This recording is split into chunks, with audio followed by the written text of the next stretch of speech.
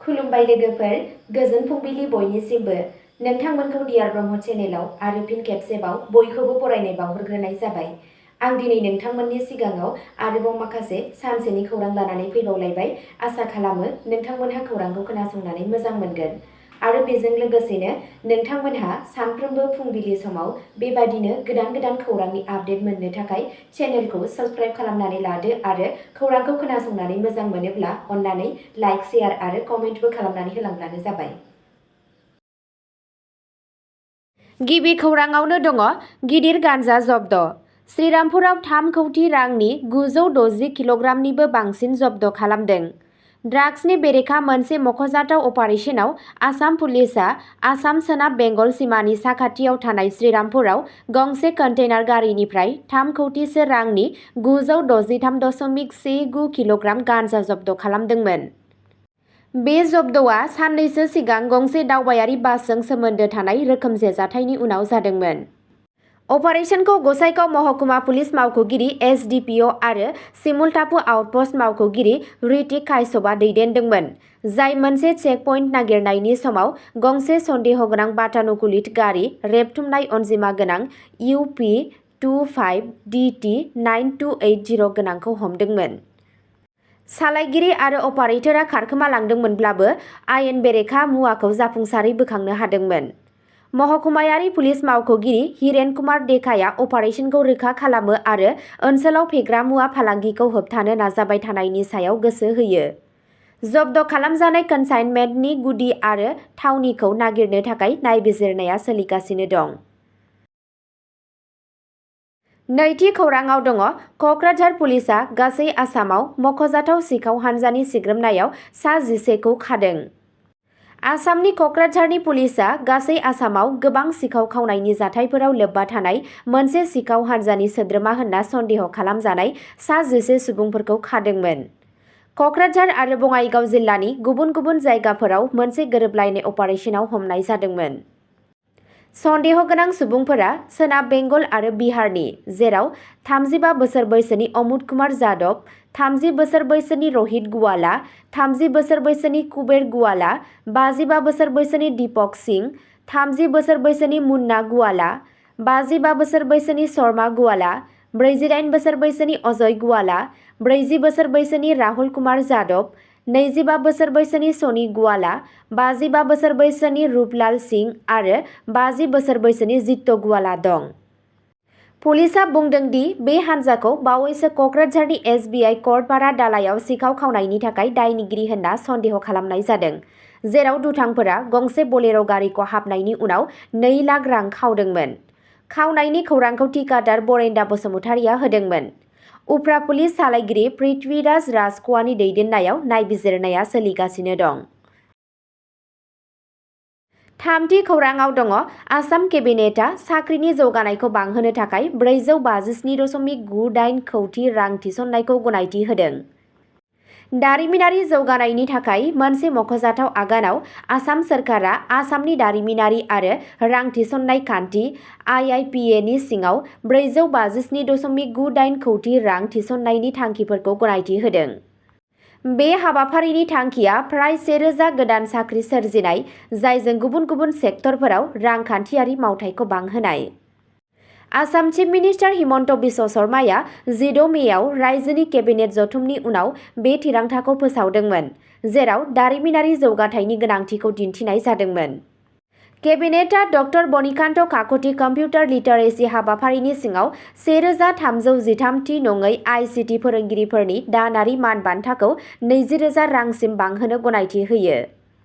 लोगोसे बिसोरनि सिबिथाय बैसोनि सिमाखौ 60 बोसोरसिम बारायनो गनायथि होयो। बे फोरोंगिरिफोरा आथिखालाव गावसोरनि राङारि दिदोमथि आरो समाजारि रैखाथिखौ साबसिन खालामनानै मुख्यमन्त्री लक सेबक आरोग्य यजना, अपुन घर आरो अपुन बहन बायदि जौगालु बिथांखिफोरखौ मानिनो मोननो हागोन। ब्रैथि खौराङाव दङ गुवाहाटी पुलिसआ 10,750 पेकेट सिखावै लाबोनाय सिगारेटखौ जब्द खालामो आरो सासे सुबुंखौ हमदों। 16 मेआव गुवाहाटी पुलिसआ गड़चुकआव मोनसे सिग्रोमनायनि समाव गोबां बिबांनि सिखावै लाबोनाय क'रियानि सिगारेटफोरखौ जब्द खालामदोंमोन। थि खौरांनि सायाव बिथा खालामनानै बिथांमोनहा गंसे ट्राकखौ होबथादोंमोन आरो 10,750 पेकेट गुबुन हादोरारि सिगारेट गोनां 1,075 कार्टन बोखांनो हादोंमोन।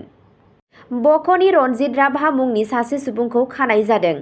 आयेनारि हाबाफारिया सोलिगासिनो दं आरो बेयाव लोब्बा थानाय सिखाव फालांगि नेटवार्कखौ सिनायनो थाखाय नायबिजिरनाया सोलिगासिनो दं।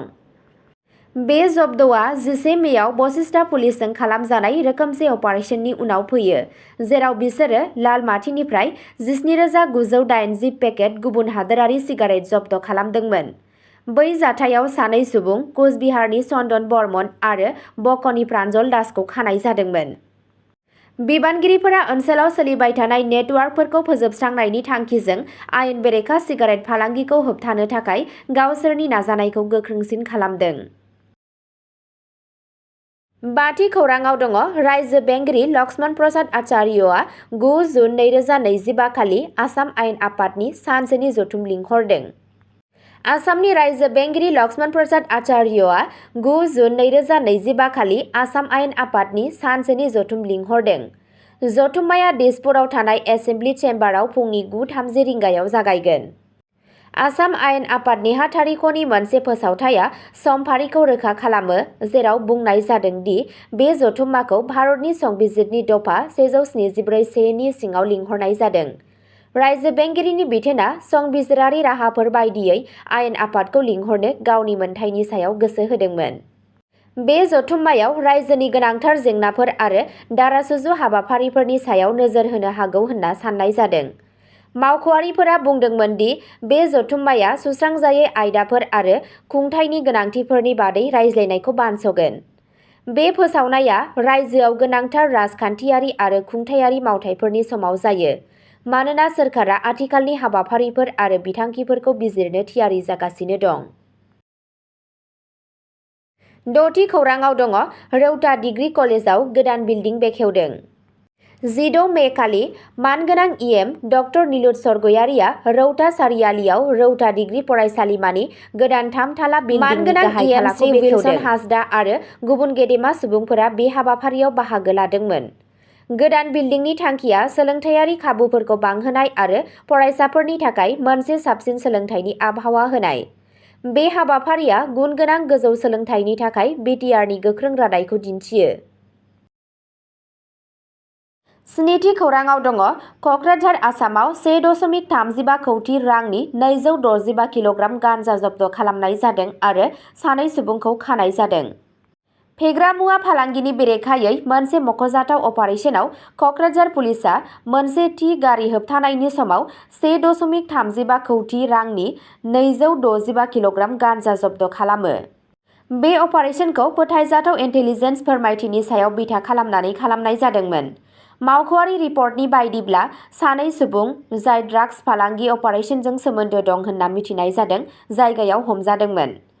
हरखाब सिग्रोमनायनि सावगारिफोरा गोबां बिबांनि मारिजुआनाखौ दिन्थियो, जायखौ आयेन बाहायग्राफोरा सांग्राङै पेकेज खालामदोंमोन आरो जब्द खालामदोंमोन।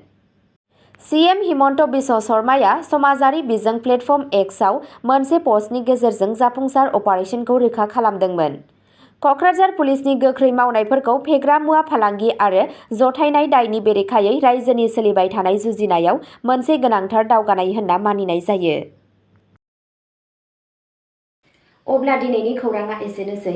नोंथांमोनहा जुदि सोरबाफोर सानसेनि फानजामुथि नायनानै मोजां मोनो, अब्ला स्क्रिनाव होनाय चेनेल बड' इनफ' पइन्टआव थांनानै नायहैनो हागोन। चेनेलनि लिंकखौ डिस्क्रिप्शनावनो होनाय जादों। गोजोन्थों।